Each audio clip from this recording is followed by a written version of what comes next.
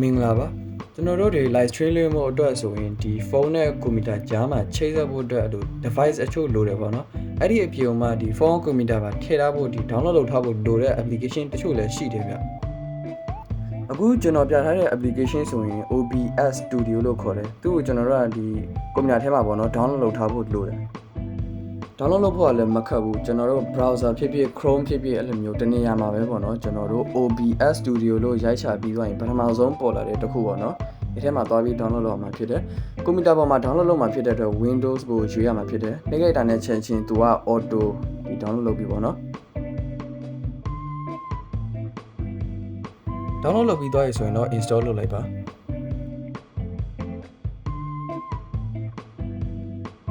ဒီနေရာမှာဆိုရင်လည်းသူပြထားတယ်ပေါ့နော်ဒီအစင်းစင်းနှိပ်သွားပြီးအောင်ပါပဲ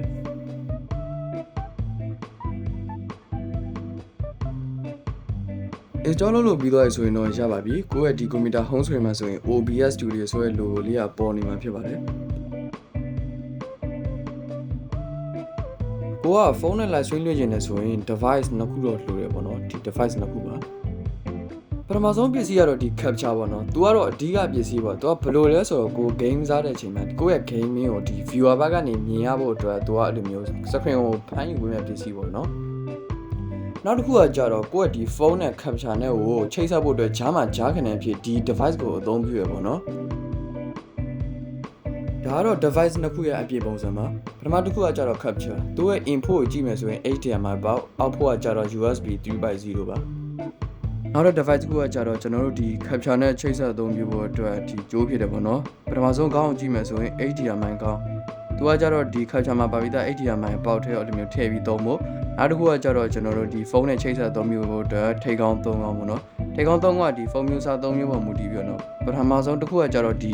microphone တွေအတွက် micro ထိပ်ခေါင်းနောက်တစ်ခုကကြတော့ type C ထိပ်ခေါင်းနောက်ဆုံးတစ်ခုက iOS ဖုန်းတွေအတွက် Lightning ထိပ်ခေါင်းဖြစ်တယ်ပေါ့နော်အဲ့ဒါကိုကျွန်တော်တို့ကဒီဖုန်းရဲ့ဒီအာသွင်းပေါက်တွေမှာလိုမျိုးချိတ်ဆက်ပြီးတော့သုံးဖို့ဖြစ်တယ်ပေါ့နော်ဒီဖုန်းမျိုးစားပေါ်မူတည်ပြီးတော့ချိတ်သုံးလို့ရတယ်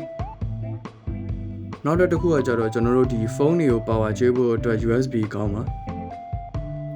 ဒီ USB plug ကိုပေါ့နော်ကျွန်တော်တို့ဒီအာသွင်းတဲ့ဒီလိုထိပ်ခေါင်းတွေမှာတက်ဆင်ပြီးတော့တခါတည်းအာသွင်းပြီးအသုံးပြုလို့ရတယ်လို့power bank နေရှိမယ်ဆိုရင်လည်း USB ပေါက်တွေမှာချိတ်ဆက်ပြီးတော့တခါတည်းအာသွင်းပြီးသုံးလို့လည်းရပါတယ်ဒီထိပ်ကောင်းကိုတက်ဆင်ပြီးတော့ရဆိုရင်ကျွန်တော်တို့ကဖုန်းကအားဝင်ကိုကျွန်တော်တို့ကစစ်စစ်ပေးရမှာဖြစ်တယ်ပေါ့နော်ဘာလို့လဲဆိုတော့ဒီဖုန်းကအားဝင်မှာကျွန်တော်တို့ general process တွေကိုဆက်လုပ်လို့ရမှာဖြစ်ပါတယ်ကျိုးကိုတက်ဆင်ပြီးတော့ရဆိုရင်တော့ကျွန်တော်တို့ဖုန်းနဲ့ဝင်ကြည့်တဲ့အခါမှာဒီလိုနှုတ်လေးတက်နေပါလိမ့်မယ်အခုလိုပေါ်တဲ့အကြောင်းအရာကျွန်တော်တို့က application တစ်ခုကို download လုပ်ပေးဖို့လိုလို့ပါပထမဆုံးအနေနဲ့ view ကိုနှိပ်ပေးပါview ကိုနှိပ်ပြီးတော့ဆိုရင်ဒီ application ကို download လုပ်တဲ့နေရာကိုသူကပြပါလိမ့်မယ်ဒီမှာဆိုရင် Play Store ကိုရွေးပေးပါပြီးတော့ဆိုရင် application ကို install လုပ်ပေးပါ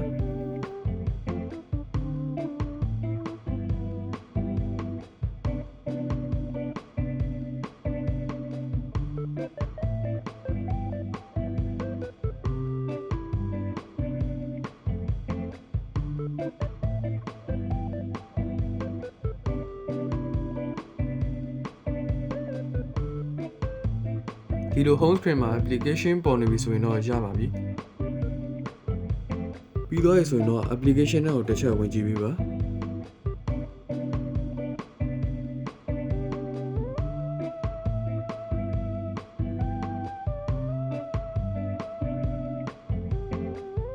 အဲ့ဒီနောက်ဒီဂျာခနဲ့ဂျိုးမှာပါတဲ့ HDMI ကိုကျွန်တော်ဒီ capture နဲ့ချိတ်ဆက်ပြီးသွားရင် capture ကို laptop ဒါမှမဟုတ် desktop မှာတက်ဆင်ပြီးပါအဲ့လိုတက်ဆင်လိုက်တဲ့အချိန်မှာကျွန်တော်တို့ရဲ့ဖုန်းမှာပေါ့နော်ဒီလိုပေါ်လာပါလိမ့်မယ်ဒီနေရာမှာပေါ်လာသမျှတောက်လျှောက်ကိုကျွန်တော်တို့က access လုပ်ပေးဖို့လိုအပ်ပါတယ်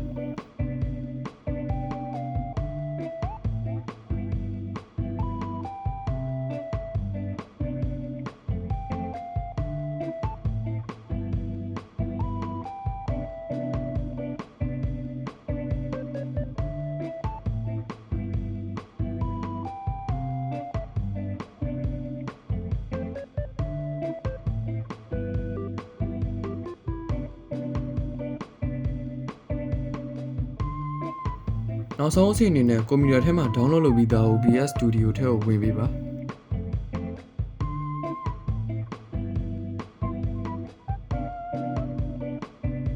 အဲ့ဒီနောက်ကျွန်တော်တို့ဒီ screen ရဲ့ဘယ်ဘက်အောက် down လေးမှာရှိတဲ့အပေါင်းပုံစုံနှိပ်ပေးပါ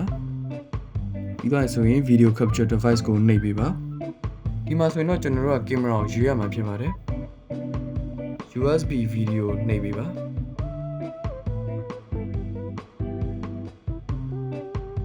Okay ကိုနှိပ်ပေးပါအခုဆိုရင်တော့ကိုဖုန်းရဲ့ screen ကပေါ်နေမှာဖြစ်ပါတယ်ဒီအနီအောင်ပေါင်အထက်က screen ကတော့ viewer မြင်ရမယ့်ပုံစံဖြစ်ပါတယ်